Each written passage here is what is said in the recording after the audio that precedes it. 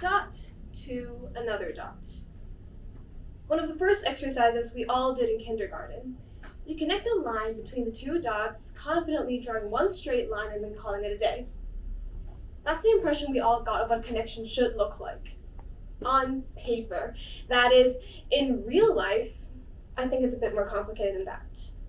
Oh, don't get me wrong, I love people, but connecting with them, it scares me. I mean, just think of the thought that you have to connect with them and think about them. That's so scary. I think a big reason for that is because I've always been a perfectionist and an overthinker. In my mind, everything has to be intricately planned. Every step has to be thought of, and the best way to draw each line. One of my earliest overthinks was when I was a kid and I was trying to make a new friend, and she asked me a question. What my name was.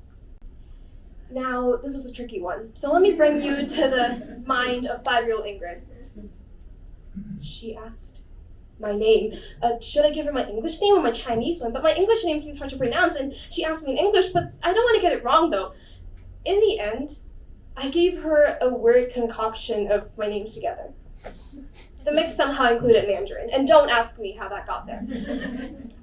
But the more I grew up, the more I seeked connections. In primary 4, I got assigned to be seatmates with this popular girl. Let's call her Tiffany. Tiffany was popular, stylish, confident, weirdly charismatic for a 9-year-old, but she was the it girl, and this dot desperately wanted to make a connection. So on the first day as seatmates, I had made sure everything was in place. My dress was neat, hair put in the best pigtails anyone has ever seen, thought of at least 3 different conversation starters, and my side of the table looked spotless. I was so ready. Hi, Ingrid. Oh, I love your pencil case. Do you like Cinderella too? Yes. No, I didn't. She's my favorite princess. It was actually Rapunzel. But it worked. We connected. Oh, sure, I had to cross out loves Rapunzel on my dot, but who cares? She was the popular girl, and I was just, well, awkward. If I hadn't stayed true to myself, Tiffany probably would have judged me for liking Rapunzel and wouldn't have liked me. And that's when I realized I can change. I can conceal parts of myself, shapeshift into whoever I wanted to be, cross out whatever I wanted on my dot, and things would turn out fine.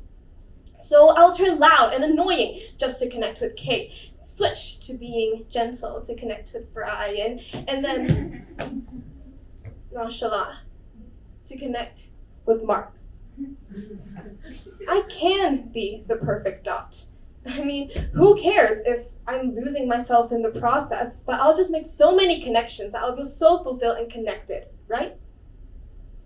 What no one tells you is that when too many lines are drawn on a single tiny, tiny dot, the dot itself starts to disappear. The lines flood over, and you can't see yourself anymore. The connections consume you, and you lose track of who you originally were.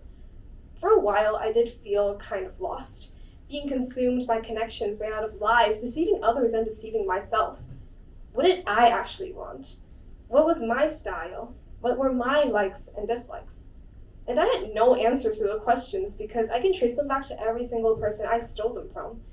You're supposed to be a mosaic of all the people you connected with, but we sometimes forget to leave room for ourselves. Even though connections is something we all seek as tiny dots on a plane, there are connections that will help us grow and some that will shrink us. Some feel comfortable carrying and some tiring. But as the dot who wanted to be perfect, let me tell you something. You don't need to force anything. All we have to do is to just be. Who knows? Maybe a kindergartner will come over, draw a line, and connect you with your perfect dot. Because at the end of the day, aren't dots meant to be connected? Thank you.